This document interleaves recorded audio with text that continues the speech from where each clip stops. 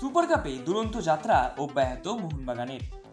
Churchill ব্রাদার্সের বিরুদ্ধে walkover পাওয়ার পর থেকে শনিবার কেরালা ব্লাস্টার্সকে একেবারে পর্যদস্ত করে এবার সেমিফাইনালের মঞ্চে মোহনবাগান।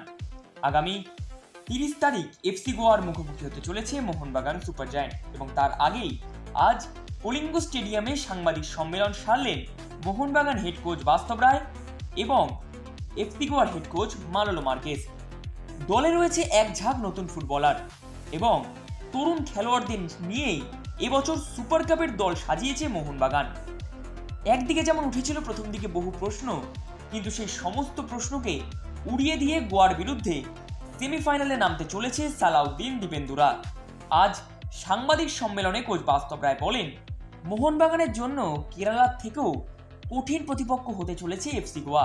তবে ফলাফল নিয়ে ভাবছেন না ফুটবলাররা, খোলা মনেই ফুটবল খেলতে হবে মোহনবাগান ফুটবলারদের।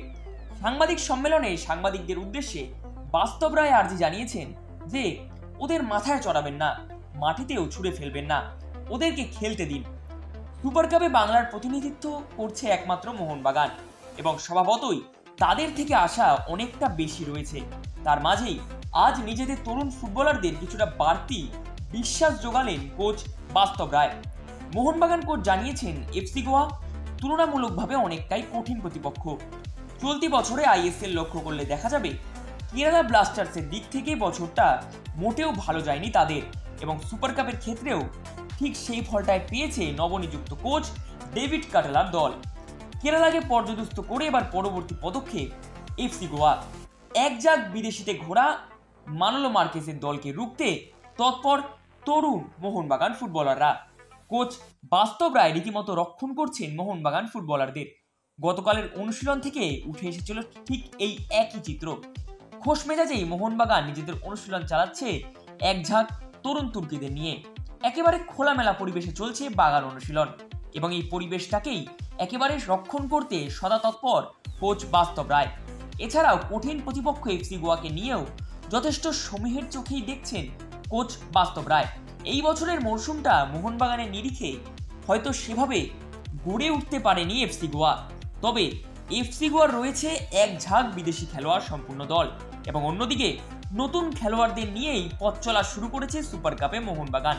সেক্ষেত্রে খাতায় কলমে কিছুটা হলেও এগিয়ে থাকছে এফসি গোয়া, তবে বাস্তব রায় মনে করছেন তারা শারীরিকভাবে এবং মানসিকভাবে সম্পূর্ণভাবে তৈরি রয়েছেন আগামী সেমিফাইনালের জন্য। এছাড়াও আজ সাংবাদিক সম্মেলনে মুখোমুখি হয়েছিলেন গোয়া কোচ মালোলো মার্কেস।